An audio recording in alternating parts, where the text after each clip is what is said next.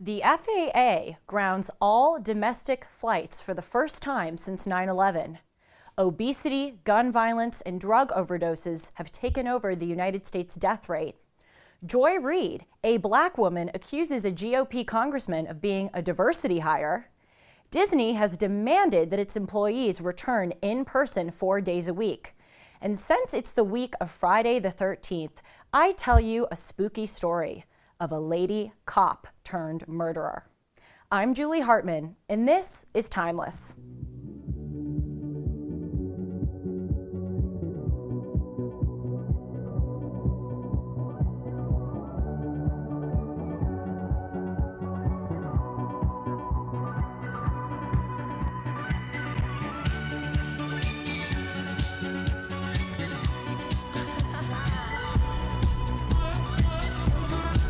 Hey everyone, it is Thursday, January 12th, 2023. I hope that you all are having a great week.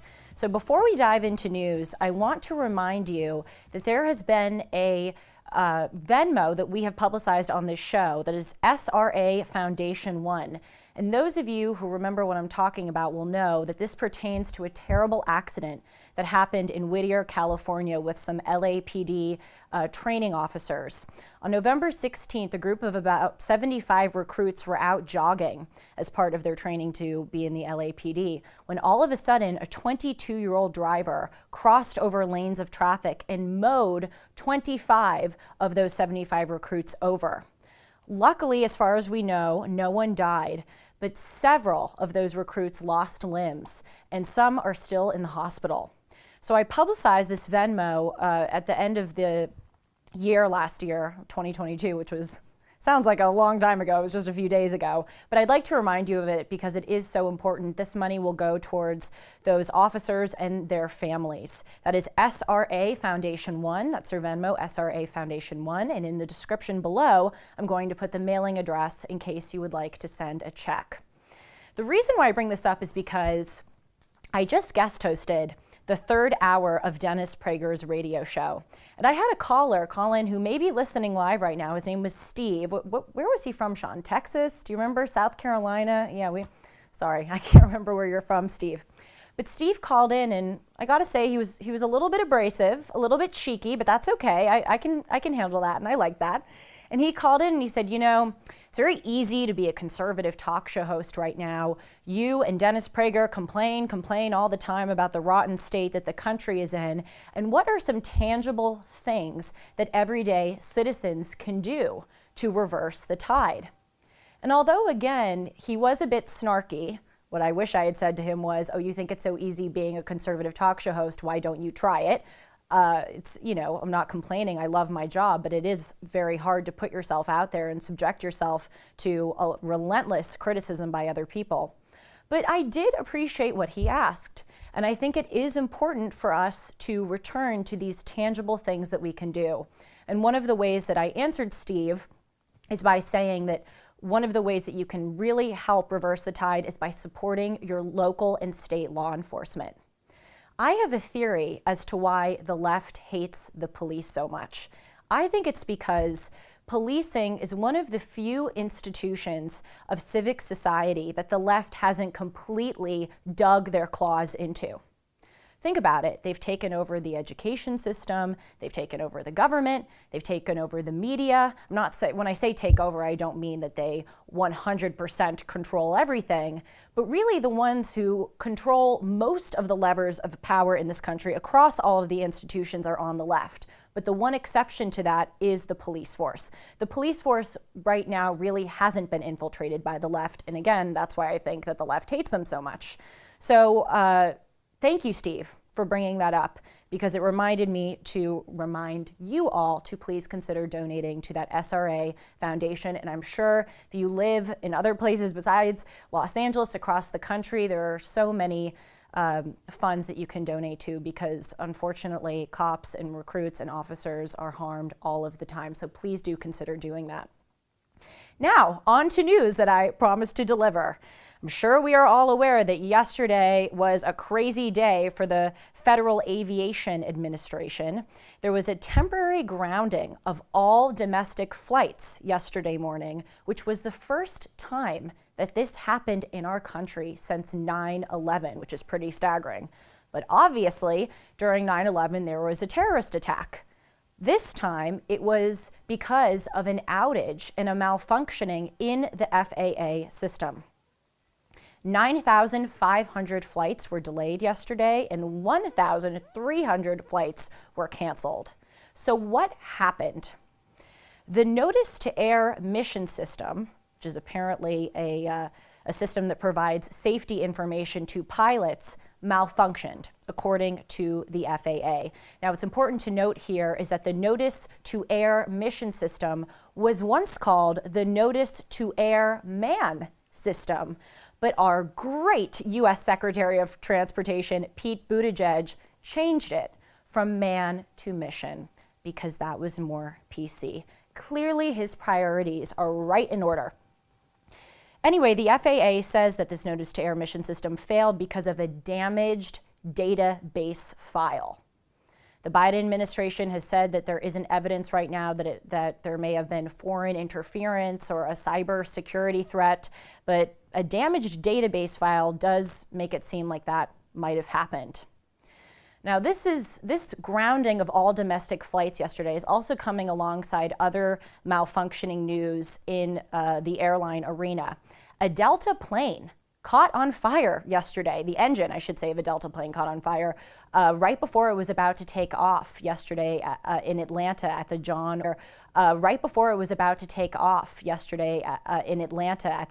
Wayne International Airport. Luckily, the plane was not in the air, so people could evacuate, but still, engine caught on fire, which, needless to say, is not great news. And during the holidays, Southwest Airlines had a huge scheduling malfunction. Their system broke down, which caused 60% of flights, Southwest flights, to be delayed or canceled. So clearly, what all of this reveals is that our system of aviation is not functioning properly. Now, President Biden has been in office for just over 2 years, and he has spent $6 trillion, that's right, trillion dollars in discretionary spending. That's non-mandatory spending, okay? That doesn't even count the billions of billions, probably trillions of dollars that we spend in mandatory spending, which is Social Security, Medicare, Medicaid, interest on the federal debt. He has spent $6 trillion in non-mandatory spending.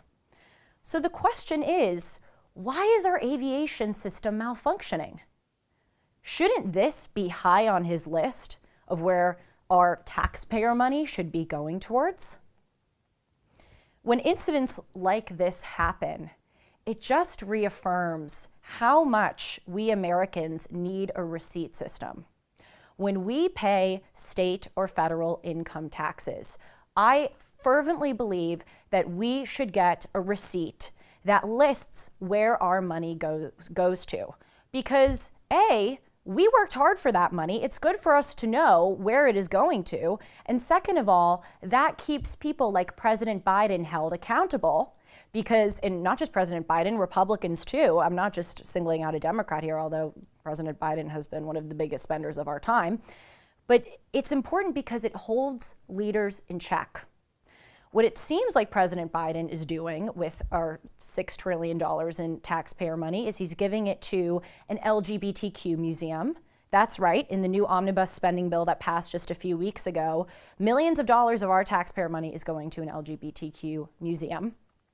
And in New York leadership has announced that a lot of the taxpayer money is going to go towards helping low-income and minority communities open pot dispensaries to try to remediate the wrongs of systemic racism. In other words, there used to be this collective buy-in that we all understood that we paid taxes in order to help our civilization function properly, in order to pay for things like making sure the FAA systems work properly, to pay for things like paving railroads or building bridges. But now it's going towards all of these political woke things, and that's not where our tax money should be going towards. So I really believe the solution here is to have receipts, and we should try so hard to entreat to Republican lawmakers to make that possible. That's what Speaker McCarthy should be focusing on right now in the House. In other news, I'm sorry to bring this next one up because it's not terribly encouraging, but it's quite fascinating. In 2023, so far, there has been all of this information that has come out about the deaths in previous years in the United States. What we see when a new year happens is that obviously the census collects data on the previous year and often does these 20, 30, 40-year trend graphs to see the way that our death rate has changed. And William Galston wrote a fascinating article analyzing the census's outcomes, or I guess information that they've revealed, on how our deaths have changed. And it seems that obesity, gun violence, and drug overdose have creeped in to our death rates, especially over the past 10 years, in a way that makes us eclipse other developed countries. So we in the United States actually, and this was true before COVID, have a lower life expectancy than, as I said, other developed countries. In 2019, we trailed Germany by 2.5 years. We trailed Canada by 3.2, France by 4 years. That's a lot of years. And certainly it's true that the pandemic made things worse. We did in the United States have one of the highest death rates of COVID. But far more than COVID, what has contributed, or what has been the far greater phenomenon, I should say, in death has been drug overdose. In 2000, the year 2000, there were 17,000 Americans who died of a drug overdose. In 2020, that number skyrocketed to 92,000, and now, at the end of 2022, 106,000 Americans died of a drug overdose. That is about a 700% increase from the year 2000. And now, as I've reported a lot on this program, fentanyl is the #1 cause of death of those aged 18 to 45. So in 2020, the United States had 227 drug overdoses per 1 million people in our population. Canada had 171 per million, Germany had 19 per million, and France had 7 per million. So clearly, our country, needless to say, has a drug problem. We also have a grave obesity problem. In 2000, 30% of Americans were clinically obese, and now, in 2020, that number rose by 10% to 41.9%. And in 2023, it's looking like the numbers have even gone up a few more percentage points, hovering around 43 to 44%. That's astonishing, that almost half of our population in this country is obese. My God. And then the third trend that has really proliferated over the past 20 years, and especially over the past 50 years, has been gun violence. And interestingly, contrary to popular or received opinion, as restrictions in this country have gone up on guns, or gun deaths have also gone up.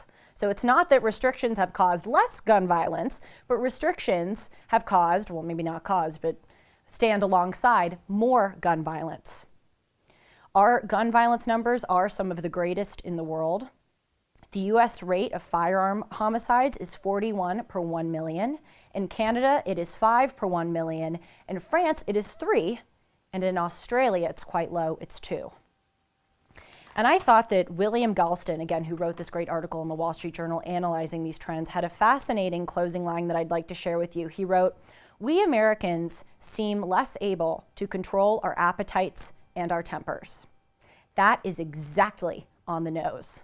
I opened this segment by telling you that it's sort of a depressing thing to bring to you, but you could also look at it from the other side, which is that these deaths, each of those, obesity, drug overdose, and gun violence, those are preventable. You know, a lot of people in a lot of countries die from things that are not easily as preventable. Hunger, poverty, other diseases like, malaria certainly has been a high cause of death in developing countries. But here in the United States, many of our problems can be remedied. But the problem is that we have succumbed to this culture where people feel entitled to live their truths and indulge their impulses whenever they want. And by the way, I want to make very clear, I have enormous sympathy for those who die of obesity or those who die of drug overdoses. I'm not saying that, you know, it's completely within their control. People do suffer from genetic problems, chronic illnesses that make them have a greater, you know, proclivity to be obese or to abuse drugs. I have total respect for that. But still, what these three causes of death have in common is a lack of self-control. I'd like to play a clip for you that may seem unrelated, but I think it actually is. It was from the Golden Globes the other night. And it's from this actress, Michelle Yeoh, who played the mother on Crazy Rich Asians. And she very harshly, when she was giving her acceptance speech for winning the Golden Globe, told the guy playing the music to kind of usher her out to shut up. Let's play the clip and I'll explain why it's relevant to this. Shut up, please. I can beat you up, okay? And that's serious. God bless you, my mother. Oh, I love you. Then there's Denzel my Washington. Beautiful wife. I don't know why a clip of Denzel Washington went alongside Michelle Yeoh, but still, you know, people are laughing at that moment, and I guess there's a part of it that's kind of funny, but what it shows there is Michelle Yeoh is being disrespectful. She's just doing exactly what she wants to do. She wants to keep talking beyond the allotted time of her acceptance speech, so she's telling the guy to shut up. And what kind of message is that sending to the rest of us? That you can just do whatever you want to do? And again, it's part of this greater cultural problem where we encourage people to indulge instead of to control their impulses. I think the biggest and most fundamental difference between liberals and conservatives is this very issue. Liberals tell you that society is the problem. It's societal forces that push you to eat a burger. It's societal forces that, you know, push you to do a line of cocaine or to smoke a joint. But one of the biggest reasons why I'm conservative is because I believe so much in the power of the individual. Yes, there are some circumstances in life that make things harder for you and may make you more inclined to eat a burger or, you know, succumb to doing drugs if you're in a really bad situation. But what we should be teaching people is to control themselves. Because if we do, then we will see a reversal in these trends. And I think it is no coincidence that as our society has adopted more of this self-esteem as opposed to self-control movement, more of these causes of deaths have gone up. In another news story that was quite staggering, Joy Reid, who is an MSNBC host, by the way, I heard someone the other day call it MSDNC, which I thought was funny because obviously MSNBC is sort of a mouthpiece for the Democratic Party. Anyway, Joy Reid was on the air and she was interviewing a House of Representatives member, Rep. Byron Donalds from the state of Florida, who is a Republican. And she had a very interesting exchange with him. I can't remember if I told you she is a black woman, and this is relevant for the discussion, because she suggested that Rep. Donalds might be a diversity hire. Let's listen to the clip. So do you not believe that the idea was to make a diversity statement by nominating you? Well, actually, first, that was not the idea, because I was in the room when the decision was made by people who chose to nominate me. That never. And you've still not explained how you were qualified. You've never been in leadership. Are you going to let me answer your question? Sure, or you tell want us. to take over me? Okay. Number two. Now let's go back. The reality is that a lot of members actually do believe in my ability to lead. They do. Am I to be despised for my youth because I've served one term, when members know that I have the ability to engage other members through the conference? But it's even bigger than that. Listen, we were at an impasse last week in our speakership elections. We got that done. Kevin McCarthy is now Speaker of the House. On voting laws, you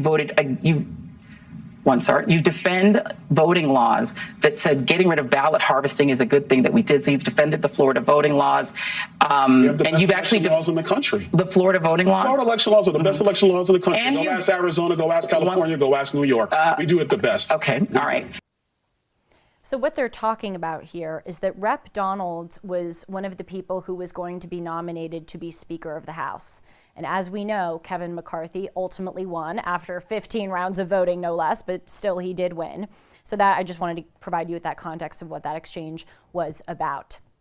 Rep. Donalds should call him Representative Donalds, but I have here in my notes Rep, so pardon me. Representative Donalds handled that with such grace. If I were he, I would have come back to Joy Reid and said, well, are you a diversity hire? I mean, the audacity of her to ask that, especially when the left talks all the time about how calling Black people or minorities diversity hires is an offensive term because it undermines their merit. But the thing that this reveals is that those on the left do not view Black conservatives as Black. They don't really view Black conservatives as people. It's quite interesting because you hear the left talking so much about protecting Black people, protecting minorities, protecting women, allowing them to speak, giving them a seat at the table. But then if you're a Black conservative, it's like you've inhabited some other body, and they just dehumanize those Black conservatives. When Larry Elder was running for governor of California, the LA Times published an article, an editorial that called him the black face of white supremacy. Do you know how racist that is? To say that Larry Elder, because he's a conservative, must not be able to think for himself, must be somehow confused in representing white supremacy even though he's Black. It is the most racist thing to say that Black people have to be Democrats. Because again, it makes it seem like they cannot think for themselves. Or let's look at the way that they treat Candace Owens, constantly calling her a fascist and a Nazi. And by the way, I don't always agree with the way that Candace goes about things, but they try every single chance they get to get her, to try to shout her down and make her seem like this mustache-twirling cartoon character villain when she's not. I thought we're supposed to uplift and protect Black women. Or perhaps the biggest example, look at what they did to Clarence Thomas. The NAACP, when Clarence Thomas was going through his hearings in the 90s, withdrew their support of him, even though there was no evidence that he did what he was accused of doing to Anita Hill. Anita Hill had very shabby evidence. In fact, some of the more lewd examples that she gave of what Justice Thomas allegedly said to her actually came from a court case. But still, all of these African American support groups, which proclaimed to support Black people in politics, withdrew their support of Clarence Thomas. And for those of you who haven't seen it, you really should Google the way that the speech that he gave in response to the charges against him. He called it a high-tech lynching. It was just astounding. But more generally, what we have to do as conservatives is remind people so often, because racism and race is so overhyped and so talked about ad nauseum in this country, we have to remind people who the real racists are. It's those on the left, not on the right. If you took two blank pieces of paper and you wrote down the left's position on race on one piece of paper and then the right's position on race on another piece of paper, and you gave those two pieces of paper to aliens who have never been to Earth and said, which one of these groups do you think is the most racist? There would be no doubt in my mind that they would choose the piece of paper that had the left-wing views. Because what the left would write down on their piece of paper is that we want segregated dormitories and segregated graduations. We want to lower standards for Black people. We want to defund the police so Black neighborhoods are not as heavily policed. And we want to not acknowledge the problem that fatherlessness and out-of-wedlock births cause in the Black community. And not just in the Black community, in every community. If you look at the statistics across the board, the people who are the most likely to drop out of school, the most likely to go to prison, to engage in violent behavior are those who grew up in fatherless households.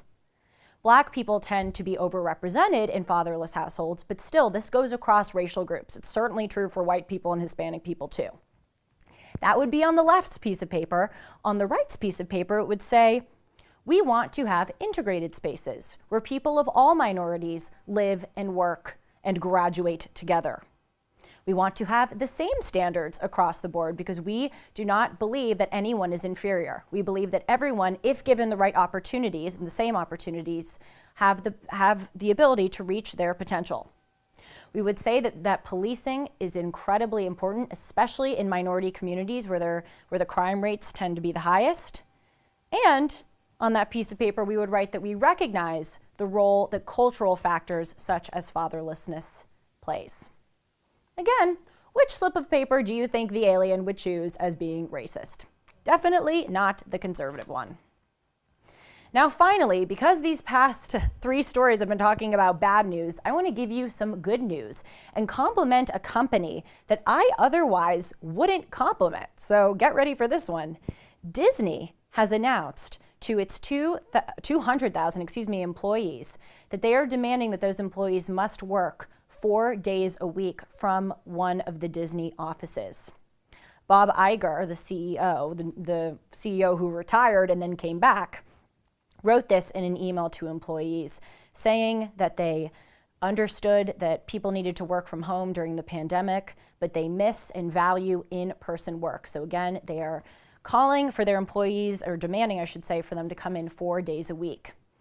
And this is one of the only Fortune 500 or top 100 companies in the United States who has made this statement, trying to get workers to come back in person. Most companies, in fact, almost all companies, have a hybrid system of work. Warner Brothers, Apple, and Google do demand that their workers have to come back 3 days a week, but according to the data, that's not really enforced, and they have a lot of exceptions for it. Now, the Census Bureau, because all of this information, again, has come out at the end of the year, has said that between 2019 and 2021, the percentage of people working from home tripled. It used to be just 5.7% of the population. Can you believe that? It seems like it's close to 100%. It used to be only 9 million Americans working from home, and in 2021, that rose to 18%, or 27.6 million Americans. And now, in 2023, I would bet you it's in the 30s or 40s. So I am 23 years old. I just graduated from college, and I have to tell you anecdotally that every single one of my friends and I have hybrid working systems where we work both in the office and from home. And I'm very interested to hear what you all think. You can email me or you can write in the comments with your responses. We hate it. We think it is so, again, I'm sorry to speak for all of my friends, but I think I think I have all of their points of view in line correctly. We all hate it because we can't meet people by primarily working from home. The workplace used to be a place where you would find friends, where you would maybe potentially meet your future spouse. And now we feel so siloed and segregated, and the only way that you can meet people is online. And additionally, it seems like our ability to be productive workers has diminished. There are all of these studies that have come out that have said that when you work from home, you are not as motivated. You need to feed off of other people in the office. So I say hats off to Disney for doing this, and I certainly hope that other companies follow suit. Because if you think about it, we just can't continue to live this way. We will have such, again, a segregated, siloed, depressed society if we continue to be away from one another. No wonder drug overdoses and obesity are so high. It's because we're all depressed. We need to feed off of one another. Now, finally, the final segment of the day, because it is the week of Friday the 13th, Friday the 13th is tomorrow, I want to tell you a bit of a spooky crime story that I encountered a few weeks ago, thanks to my mom, who is a crime aficionado, and it's very, sort of gives you the chills when you hear it. By the way, I was listening to Megyn Kelly recently, and Megyn Kelly said that women have more of a proclivity to like true crime stories than men. I wonder why that is the case. If you have any theories on that, let me know. Maybe we just like more of the gossip. But first, before I tell you this true crime story, I tried to do some research on why Friday the 13th is considered to be a spooky day, and why in general the number 13, is considered to be haunted. And many buildings, I'm sure some of you know, they do not have a 13th floor. It just goes from 12 to 14. So it seems to have been a cultural cornerstone of our society for a while that 13th is a no-no number. And here is why. Like so many things in our society, it comes from a religious root.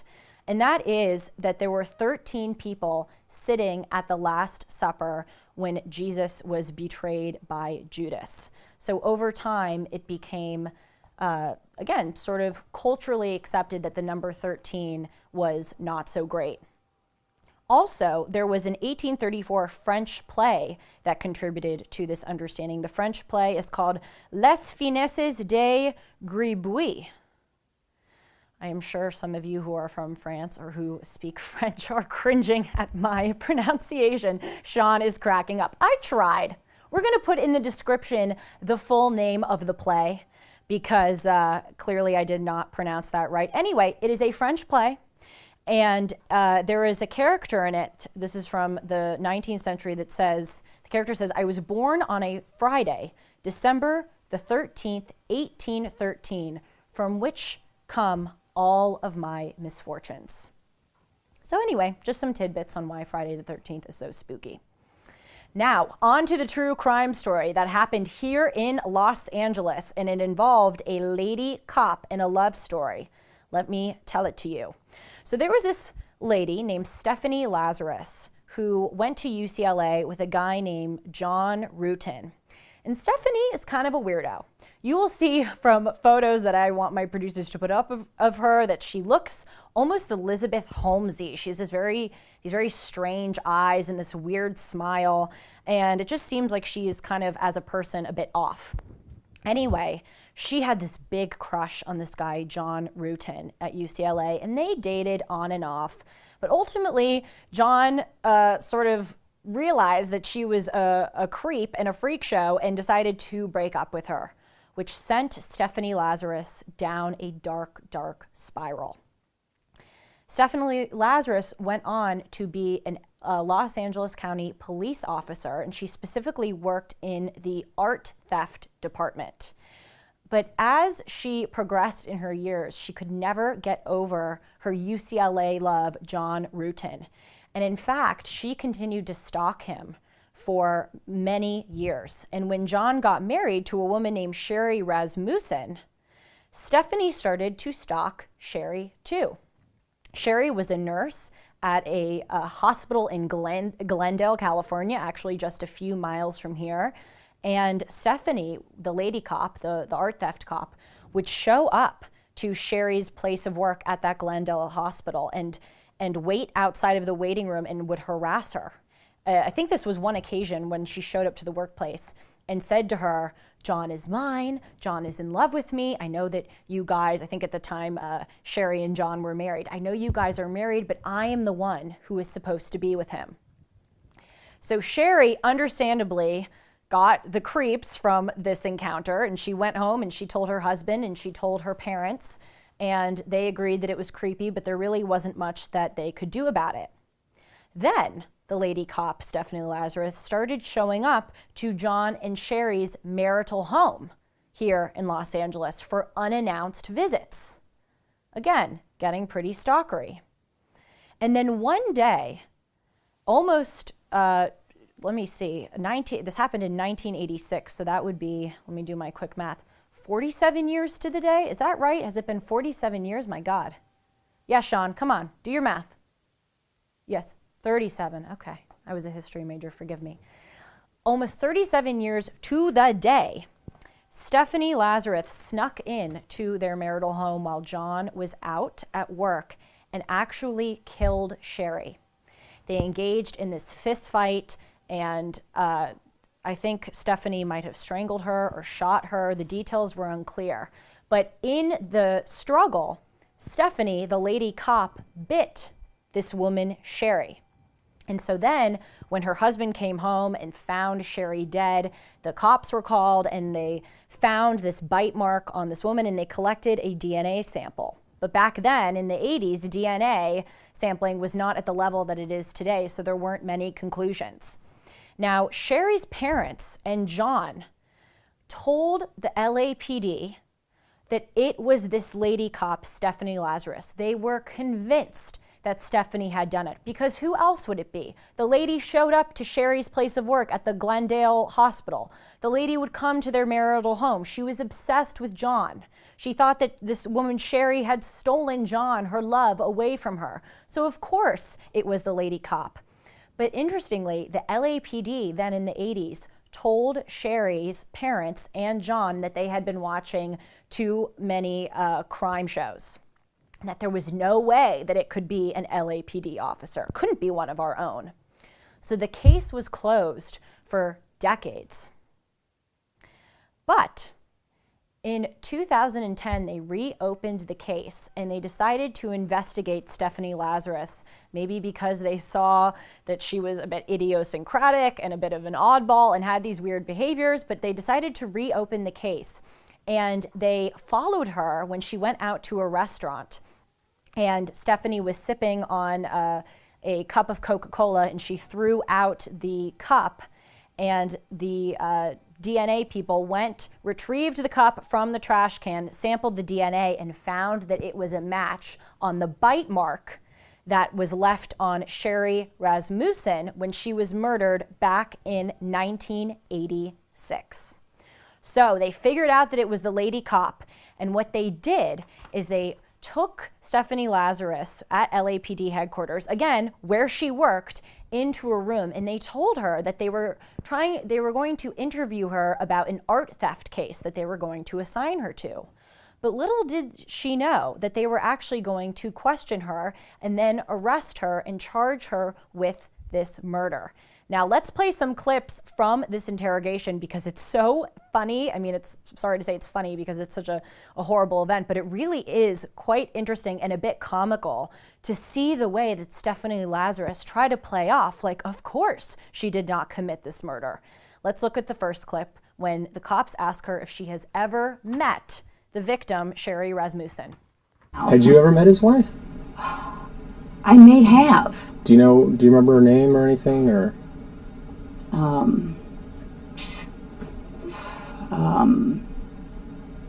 Or what she did for a living, or where she worked, or anything about her?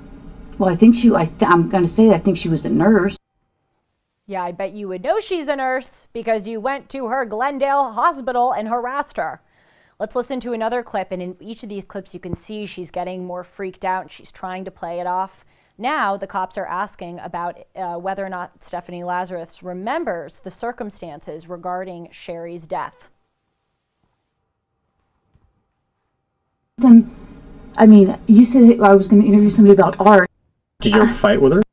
You mean like we fought? Yeah. Did you ever duke it out with her? Yes. Let's play that clip where the cops ask if she ever fought with Sherry.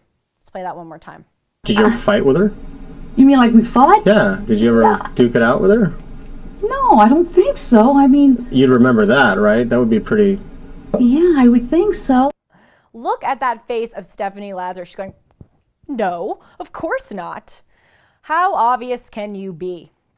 Well, after a long interrogation, Stephanie, I bet, realized what was really happening, and the cops told her that she was under arrest.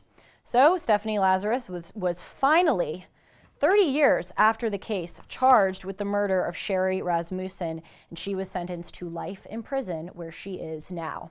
So that is your spooky Friday the 13th week story.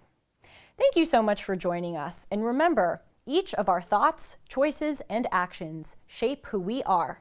So let's think clearly, choose wisely, and act with principle and determination. Take care, everyone.